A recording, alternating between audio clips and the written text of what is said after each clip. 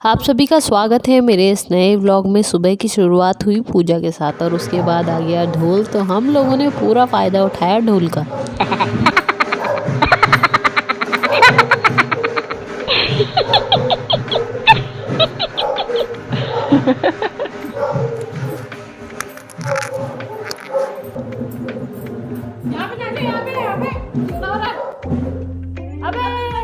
अभी तो मन भी नहीं भरा था, उससे पहले ही ढोल वाला चला गया और उसके बाद हम लोगों को लगी भूख तो हमने किया नाश्ता। नाश्ते में बने थे आलू के पराठे जो काफ़ी अच्छे और फूले हुए बने हुए थे। अब खाया था तो पचाना भी ज़रूरी है, इसके लिए हम लोगों ने काम करना शुरू किया क्योंकि दिवाली आ रही है और 1-1.5 महीने से हमारे घर में चल रही है दिवाली की सफाई। तो वो सफाइयाँ पूरी होके ही नहीं दे रही हैं। जब तक दिवाली नहीं आएगी तब तक ये सफाइयाँ पूरी नहीं होंगी।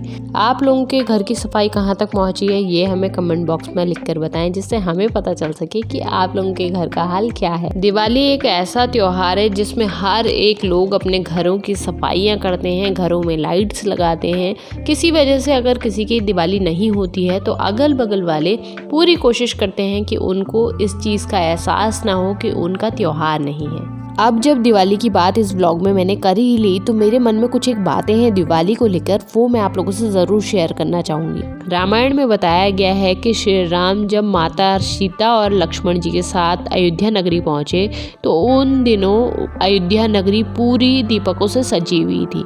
तो इससे ये तो पता चल गया कि दिवाली हम लोग मनाते हैं रामचंद्र जी के आने की खुशी में। तो क्यों ना हम इस साल अपने घर में पटाखों की जगह लेके आएं दिए और अपने घर को पूरा जगमग कर दें।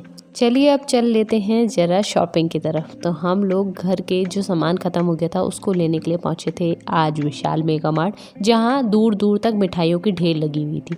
अब दूर दूर तक मिठाई रखी हुई थी तो खाने का मन किसका नहीं करेगा। तो मैंने सोचा अंदर जाके कोई ना कोई मिठाई तो मैं आज ज़रूर यहाँ से लूँगी। तो चलिए अंदर की तरफ पहले शॉपिंग कर लेते हैं। मम्मी को स्टोर के अंदर पहुँचते ही दिखी कंडियाँ, जिसमें मम्मी को लगा लड्डू गोपाल के कपड़े रखने के लिए ये सही कंडी है।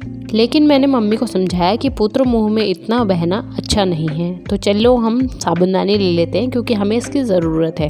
सुबह ही मुझसे साबुनदानी गिरी और टूट गई। फिर क्या था, हमने 5 से 7 मिनट अच्छी तरीके से पूरी साबुनदानियों को देखा और इसमें से सबसे मजबूत और जो सबसे अच्छी और टिकाऊ थी वो हमने खरीद ली। ऐसे ही करते करते हमने बहुत सारा सामान और भी खरीदा क्योंकि हमें बहुत सारे सामान की ज़रूरत थी। जब आप स्टोर में और सामान की ज़रूरत आपकी बढ़े ना, ऐसे कैसे हो सकता है। किसी ने ठीक ही कहा है, कोई भी औरत 2 सामान लेने के लिए मार्केट जाती है लेकिन जब वो वापस आती है तो उसके हाथ में 200 सामान होते हैं। और ऐसा हो भी क्यों ना, क्योंकि हर औरत को पता है घर के अंदर किस चीज़ की ज़रूरत है।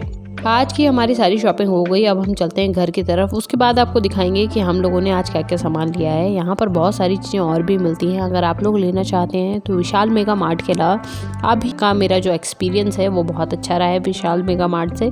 तो आप लोग बस बिल कराते हुए थोड़ा ध्यान रखिए क्योंकि मैंने इस बार देखा बिल में कुछ गड़बड़ थी, तो इसीलिए आप लोग बिल कराते हुए बिल्कुल ध्यान रखें कि विशाल मेगा मार्ट से जो भी सामान ले रहे हैं उसका बिल परफेक्ट हो। मेरे को 120 का सामान 125 रुपये में पड़ा है और ऐसे ही अगर 5-5 रुपये विशाल मेगा मार्ट वाले हर बंदे से लेने लगे तो वो ये तो करोड़पति बन जाएंगे, लेकिन हम जैसे कस्टमर्स का नुकसान होगा। इसीलिए आप लोग थोड़ा ध्यान रखें। इसके अलावा आप यहाँ देखो कितने बड़ा मॉल है, यहाँ पे कपड़े भी मिलते हैं। कपड़े यहाँ के मुझे बहुत ज़्यादा कोई पसंद नहीं है, लेकिन अगर बच्चों के कपड़ों की बात करूँ तो बच्चों के कपड़े यहाँ पे बहुत अच्छे हैं क्योंकि बच्चों को 1-2 बार ही कपड़े पहनने होते हैं, उसके बाद बच्चों के कपड़े छोटे हो जाते हैं। तो आप अगर किसी भी छोटे बच्चे के लिए कपड़े लेना चाहते हैं तो विशाल मेगा मार्ट आएँ और यहाँ से कपड़े खरीद सकते हैं। सारा सामान इकट्ठा तो कर लिया, बिलिंग भी करानी है। तो बिलिंग कराने के लिए मैं यहाँ पहुँची तो आप देखिए दूर दूर तक यहाँ पे मिठाई का स्टॉक रखा हुआ है। मम्मी के पीछे की साइड देख लीजिए, दूर दूर जहाँ तक आपकी नज़र जाए वहाँ विशाल मेगा मार्ट में मिठाई ही मिठाई है। तो आप लोग अगर कोई मिठाई लेना चाहते हैं तो आप लोग ले सकते हैं। बिलिंग कराने के बाद हम पहुँचे घर और घर पहुँचने के बाद आपने देखा ही था दिन में कितनी सफाई हो रही थी। तो वो सफाई हम लोगों ने वापस आके कंप्लीट की क्योंकि हम 12 बजे दिन में निकल गए थे और शाम को पहुँचे हैं घर 4 बजे। तो अब आज लड्डू के लिए बना है हलवा। तो हलवा मैं नहीं खाना पसंद करती हूँ, लेकिन लड्डू के लिए बना है तो हम भी चख लेंगे जी।